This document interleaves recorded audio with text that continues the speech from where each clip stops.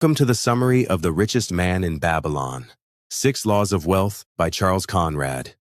Let's uncover the gems together. Key point 1. You could still be rich, even if you weren't born with a silver spoon.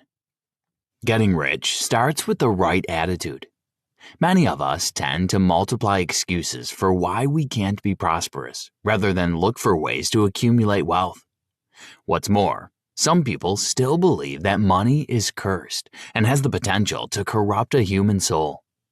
This harmful excuse leaves many struggling, unable to use the money to their benefit. In reality, money is the energy that fuels our daily activities and offers opportunities for self-realization and finding one's calling. But how do we rule over money and not let money rule over us? Nasir from Babylon might have already had all the correct answers 7,000 years ago. He was the wealthiest man then, and many people envied him because of his massive fortune.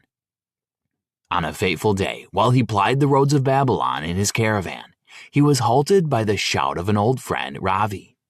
The man asked Nasir if he could recognize him. Nasir answered that he remembered the man's name. Ravi was, however, perplexed at how much his friend had evolved into a very wealthy person. There are many ways to scrape up a fortune through hard work and thinking ahead. He further inquired about the secret of Nasir's prosperity. Nasir explained that he was just obeying the laws of wealth.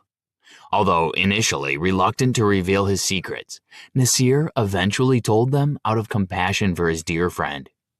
By the end of this summary, you will learn what 6 secrets make people rich.